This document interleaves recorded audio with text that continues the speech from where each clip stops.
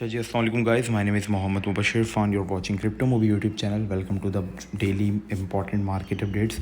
और बिल्कुल एग्जैक्टली इसी वक्त हमारे पास एक डेली क्लोज हुआ है। ठीक है, मैं अपने मोबाइल से वीडियो बना रहा हूँ, एक एमरजेंसी वीडियो पे इसको समझ लो। इसके अंदर मैं क्विक मार्केट के अपडेट्स को कवर करने वाला हूँ।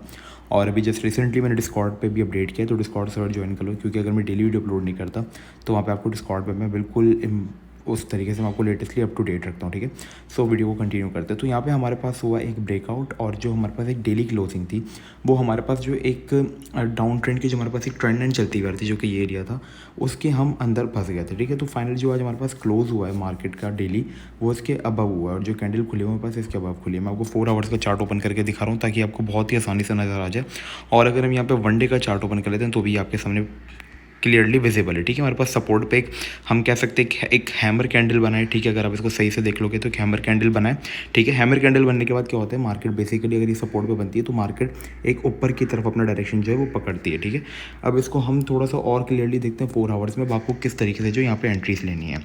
अब यहाँ पे आपने एक चीज़ नज़र में रखनी है, जो हमारे पास एरिया था, जो यहाँ पे मैंने एक एरिया ड्रॉ भी किया हुआ, जो कि हमारे पास $17,200 वाला एरिया, जहाँ से मार्केट को अगेन एंड अगेन रिजेक्शन मिली, और जो कि ये एरिया था ये काफ़ी ज़्यादा इंपॉर्टेंट था मार्केट को होल्ड करना, क्योंकि एक इंपॉर्टेंट रेजिस्टेंस भी है।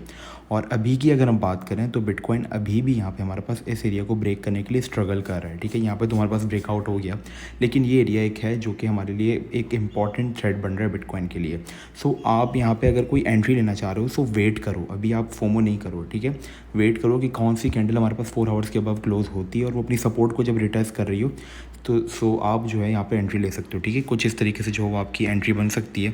अगर मैं आपको ड्रॉ करके दिखा दूँ, मैं मोबाइल यूज़ करूँ इसलिए थोड़ी सी मुझे डिफिकल्टी हो सकती है। ठीक है, जैसे हमारे पास मार्केट ऊपर गई, कैंडल ऊपर क्लोज हुई। ठीक है, क्लोज करने के बाद तो अपनी सपोर्ट को रिटेस्ट करती है, yes you can take entry, लेकिन वो एक फेक आउट ना हो।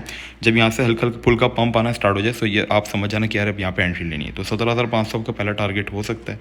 सेकंड टारगेट आपका 18,200 तक हो सकता है, क्योंकि 18,200 फिर एक इंपॉर्टेंट रेजिस्टेंस एरिया है जो ब्रेक होना काफ़ी ज़्यादा ज़रूरी होगा। लेकिन फिलहाल अगर हम करंट सिचुएशन की बात करें तो यहाँ पे कुछ चीज़ों का आपने बहुत ज़्यादा ख्याल रखना है। इस वक्त हमारे पास FTX में फंड्स हैक हुए थे, वो हैकर और एक बहामस सिटी है। ठीक है, वो इस वक्त इथेरियम की सबसे बड़ी वेल्स हैं, तो they can dump market any time. Ethereum इस वक्त खतरे में, तो इथेरियम को मैं आपको कहूँगा कि थोड़ा सा वेट करो। अगर वो हमें पार्ट्स में मिल जाता है, अगर वो बाइंग करते हैं तो इट मीन्स कि मार्केट यहाँ पे अच्छा रिएक्ट करेगी, बट अभी के लिए एक थ्रेड है। ठीक है, इसके अलावा फंड्स हमारे पास चल रहे हैं, कभी जेनेसिस एक्सचेंज यहाँ पे हमारे पास बैंकरप्ट हो रही है, कभी यहाँ पे हमारे पास FTT के बहुत बुरी न्यूज़ और आ रही हैं।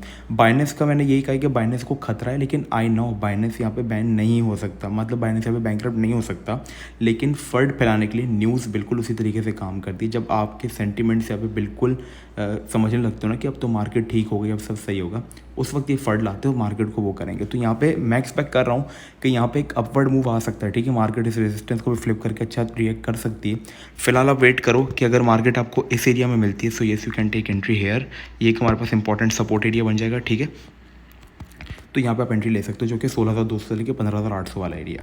लेकिन अगर इस रेजिस्टेंस को फ्लिप करता है तो यहाँ पे लोगों के सेंटीमेंट्स चेंज होने लग जाएंगे कि यार चलो अब मार्केट अच्छी होना स्टार्ट हो गई है। लेकिन जब आपके सेंटीमेंट्स पूरे तरीके से बुलिश हो जाएंगे, जैसा कि आपने इस एरिया में, जब हम पीछे की बात करें तो हमारे पास जो ये एरिया था, ठीक है, यहाँ पे जब लोगों ने 17,500 को बॉटम समझना स्टार्ट कर दिया था तो आपके सेंटीमेंट्स के साथ यहाँ पर खेला गया और मार्केट को, ठीक है, यहाँ पर जब 17,500 को लोगों ने बॉटम समझ बैठे थे, इसके बाद क्या किया मार्केट में, आप सबको भुला दिया कि मार्केट यहाँ पे कभी क्रैश भी हो सकती है। किसी ने सोचा भी नहीं था कि हमारे पास FTT जो वर्ल्ड की सबसे बड़ी एक्सचेंज बाइनेंस के बाद जो आती है दूसरे तीसरे नंबर पर, वॉल्यूम बेस वो चलती रहती है, कभी कॉइन बेस आ जाती है, कभी FTX आ जाती थी। ठीक है, जिसने एडवर्टाइजमेंट में सबसे ज़्यादा पैसा लगाया, जिसने इलेक्शंस में जॉन बाइडन जैसे लोगों को सबसे ज़्यादा फंडिंग की, गवर्नमेंट से पूरे तरीके से लिंक, एडवर्टाइजिंग पे सबसे ज़्यादा पैसा लगाया। ठीक है, इवन जो वर्ल्ड कप T20 हुआ तो उसमें आपने देखा होगा कि सबसे ज़्यादा पैसा एडवर्टाइजमेंट पे FTX का था। ठीक है, सो इस तरीके से किया, वो एक्सचेंज यहाँ पे बैंकरप्ट हुई, और जब वो बैंकरप्ट हुई और यहाँ पे जो रूमर्स चले कि बाइनेंस ने खरीद लिया, पहले किस तरीके से लोगों को यहाँ पे देखो ग्रीडी करके एक पम्प दिया। सही, ये चीज़ें मैं आपको बता रहा हूँ ताकि आप ख्याल रखो, देखो कैसे ग्रीडी करके लोगों को यहाँ पे पम्प दिया, और देन अगली 2 विक्स जो कैंडल हमारे पास बनी 4 आवर्स की, वो यहाँ पे हमारे पास डंप हुई, मार्केट 21,000 से 15,500 पर आ गए। ठीक है, तो इस तरीके के फंड्स यहाँ पे आ सकते हैं जब आप पूरे तरीके से नॉर्मल हो जाओगे और समझोगे कि नहीं अब तो बुल रन आ गया, अब मार्केट यहाँ पे सही होने वाली है। वही वक्त होगा जब सब लालच करेंगे, उस वक्त आपने डरना है और मार्केट से निकलना है। अपनी हर एंट्री के साथ आपने स्टॉप लॉस ज़रूर यूज़ करना है, क्योंकि रोज़ कोई ना कोई एक्सचेंज हमारे पास खतरे में आ रही है, रोज़ कोई ना कोई फंड है हमारे पास। तो इन चीज़ों से बचकर चलना है। फ्लिप होने दो ये आपको 17,200 को, और हर एंट्री के साथ आप स्टॉप लॉस लो, ठीक है। अगर 17,200 फ्लिप नहीं होता, मार्केट नीचे आना शुरू होती है, सो देन आप 16,200 से लेकर 15,800 पे बाय कर सकते हो। की लेवल्स पे ट्रेड करो जो कि इंपॉर्टेंट एरिया है। जैसे हमारे पास रेजिस्टेंस फ्लिप होती है 17,200 की, तो आप एंट्री ले सकते हो विथ स्टॉप लॉस। अगर मार्केट वहाँ से रिजेक्ट होती तो सेकंड की लेवल जो हमारे पास 15,800 से लेकर 16,200 वाला जोन, इसके बीच में आप एंट्री ले सकते हो with stop loss. Stop loss आपका मस्ट है। स्टॉप लॉस इस तरीके की मैनिपुलेटिव मार्केट के अंदर आप यूज़ नहीं कर रहे हो, so you are in big risk. अगर यहाँ पे कोई बिना स्टॉप लॉस के, सोचो किसी ने अगर लॉन्ग किया होता है इस पॉइंट पे, ठीक है, तो सोचो उसकी क्या हालत हुई होगी। तो यहाँ पे स्टॉप लॉस आपका मस्ट है। स्टॉप लॉस ज़रूर यूज़ करो, ठीक है। हमारे पास एक सिमेट्रिकल ट्रायंगल उस वे में इनवैलिडेट होगा जब तक यहाँ पे हमारे पास पूरे प्रॉपर ब्रेकआउट नहीं हो जाते। ये भी सिर्फ कैंडल ने ऊपर गई, ये फेक आउट भी हो सकता है।